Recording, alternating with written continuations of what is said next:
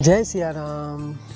व्रत यानी एक धार्मिक संकल्प और उसका उद्देश्य आत्म संयम और नियमों का पालन करना, जिसमें कायिक व्रत, वाचिक व्रत और मानसिक व्रत तीनों शामिल हो जाते हैं। यानी निश्चलता से तीनों व्रतों का पालन करना ही सच्चा व्रत होता है। और लक्ष्य क्या होता है? भगवत भक्ति को पाना। और चातुर्मास का अंतिम महीना कार्तिक महीना सभी महीनों में भगवत भक्ति के लिए सर्वोत्तम महीना माना गया है, क्योंकि कार्तिक माह में किया गया तपस्या, दान, भक्ति आदि सबों का 10,000 गुना अधिक पुण्य फल मिलता है। और कार्तिक माह के दीपावली से 4 दिन पहले आती है रमा एकादशी की पुण्यमयी तिथि। हिंदू धर्म में यह एकादशी इसलिए भी खास है क्योंकि श्री हरि विष्णु जी की पत्नी देवी लक्ष्मी का नाम रमा भी है। अतः यह एकादशी श्री हरि को बहुत प्यारी है। और दीपावली के 4 दिन पूर्व से ही माता लक्ष्मी को प्रसन्न करने का सिलसिला शुरू हो जाता है। ब्रह्म वैवर्त पुराण के अनुसार श्री कृष्ण जी महाराज युधिष्ठिर से बताते हुए रमा एकादशी की कथा इस प्रकार से कहते हैं। प्राचीन काल में मुस्कुन नाम का एक राजा था। राजा का इंद्र के साथ, यम के साथ, कुबेर और वरुण के साथ और विभीषण जी के साथ अच्छी मित्रता थी। यह राजा बड़ा धर्मात्मा, विष्णु भक्त और न्याय के साथ राज्य करता था। उस राजा की एक कन्या थी जिसका नाम चंद्रभागा था। उस कन्या का विवाह चंद्रसेन के पुत्र शोभन के साथ हुआ था। एक समय शोभन ससुराल आया हुआ था। उन्हीं दिनों पुण्यदायिनी रमा एकादशी भी आने वाली थी। जब व्रत का दिन समीप आ गया तो चंद्रभागा के मन में अत्यंत सोच उत्पन्न हुआ कि मेरे पति अत्यंत दुर्बल हैं और मेरे पिता की आज्ञा अति कठोर है।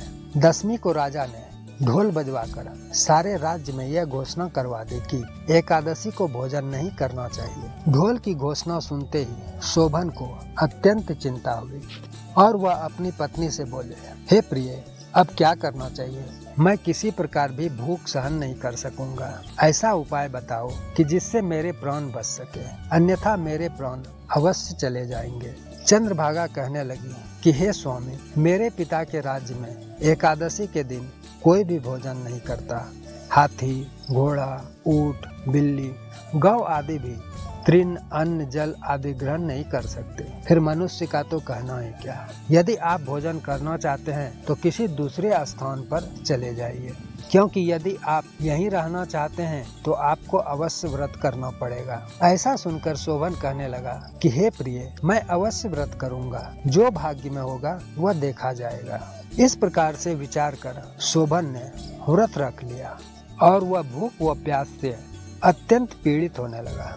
जब सूर्य नारायण अस्त हो गए और रात्रि को जागरण का समय आया, जो वैष्णवों को अत्यंत हर्ष देने वाला था, परंतु शोभन के लिए अत्यंत दुखदायी हुआ। प्रातः काल होते होते शोभन के प्राण निकल गए।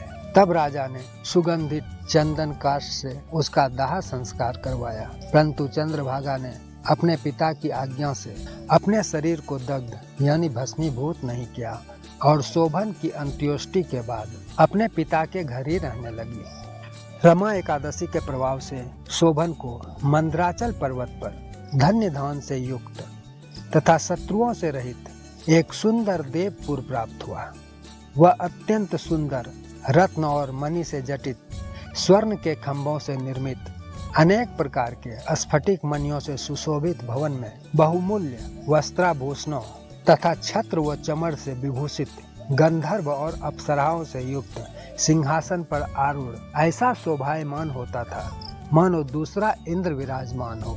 एक समय मुचकुंद नगर में रहने वाले एक सोम शर्मा नामक ब्राह्मण तीर्थ यात्रा करता हुआ घूमता घूमता उधर जा निकला और उसने शोभन को पहचान कर, यह तो राजा का जमाई शोभन है, उसके निकट गया। शोभन भी उसे पहचान कर अपने आसन से उठकर उसके पास आया और प्रणाम आदि करके कुशल प्रश्न किया। ब्राह्मण ने कहा, राजा मुचकुंद और आपकी पत्नी कुशल से हैं। नगर में सभी प्रकार से कुशल है, परंतु हे राजन, हमें आश्चर्य हो रहा है। आप अपना वृतांत कहिए कि ऐसा सुंदर नगर जो न कभी देखा न सुना आपको कैसे प्राप्त हुआ। तब शोभन बोला कि कार्तिक कृष्ण की रमा एकादशी का व्रत करने से मुझे यह नगर प्राप्त हुआ, परंतु यह अस्थिर है यह स्थिर हो जाए ऐसा उपाय कीजिए। ब्राह्मण कहने लगे कि हे राजन, यह स्थिर क्यों नहीं है और कैसे स्थिर हो सकता है, आप बताइए, फिर मैं जरूर वह उपाय करूंगा। मेरी इस बात को आप मिथ्या न समझिए। शोभन ने कहा कि मैंने इस व्रत को श्रद्धा रहित होकर किया था, अतः यह सब कुछ अस्थिर है। यदि आप मुचकुंद की कन्या चंद्रभागा को यह सब वृतांत कहें तो यह स्थिर हो सकता है। ऐसा सुनकर उस श्रेष्ठ ब्राह्मण ने अपने नगर लौटकर चंद्रभागा से सब वृतांत कह सुनाया। ब्राह्मण के वचन सुनकर चंद्रभागा बड़ी प्रसन्नता से ब्राह्मण से कहने लगी, हे ब्राह्मण देव, यह सब बातें आपने प्रत्यक्ष देखी हैं या सपने की बातें कर रहे हैं? ब्राह्मण कहने लगे कि हे पुत्री, मैंने महावन में तुम्हारे पति को प्रत्यक्ष देखा है, साथ ही किसी से विजय न हो ऐसा देवताओं के नगर के समान उसका नगर भी देखा है। उन्होंने यह भी कहा कि यह स्थिर नहीं है, जिस प्रकार वह स्थिर रह सके सो उपाय करना चाहिए। चंद्रभागा कहने लगी, हे विप्र, आप मुझे वहां ले चलो। मुझे पतिदेव के दर्शन की तीव्र लालसा है। मैं अपने किए हुए पुण्य से उस नगर को स्थिर बना दूंगी। आप ऐसा कार्य कीजिए जिससे उनका हमारा संयोग हो, क्योंकि वियोगी को मिला देना महान पुण्य है। ब्राह्मण सोम शर्मा यह बात सुनकर चंद्रभागा को लेकर मंदराचल पर्वत के समीप वामदेव ऋषि के आश्रम पर गया। वामदेव जी ने सारी बात सुनकर वेद मंत्रों के उच्चारण से चंद्रभागा का अभिषेक कर दिया। तब ऋषि के मंत्र के प्रभाव और एकादशी व्रत से चंद्रभागा का शरीर दिव्य हो गया और वह दिव्य गति को प्राप्त हुई। इसके बाद बड़ी प्रसन्नता के साथ अपने पति के निकट गई। अपनी प्रिय पत्नी को आते देखकर शोभन अति प्रसन्न हुआ और उसे बुलाकर अपनी बाईं तरफ बैठा लिया। चंद्रभागा कहने लगी, हे प्राणनाथ, आप मेरे पुण्य को ग्रहण कीजिए। अपने पिता के घर जब मैं 8 वर्ष की थी तब से विधि पूर्वक एकादशी के व्रत को श्रद्धा पूर्वक करते आ रही हूँ। इस पुण्य के प्रताप से आपका यह नगर स्थिर हो जाएगा तथा समस्त कर्मों से युक्त होकर प्रलय के अंत तक रहेगा। इस प्रकार चंद्रभागा दिव्य आभूषण और वस्त्रों से सुसज्जित होकर अपने पति के साथ आनंद पूर्वक रहने लगी।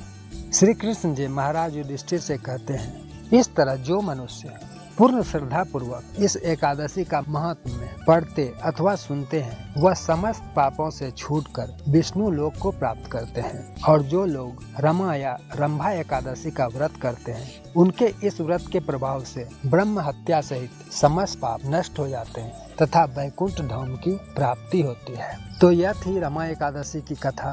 आप सबों को रमा एकादशी की हार्दिक शुभकामनाएं। जय सिया राम।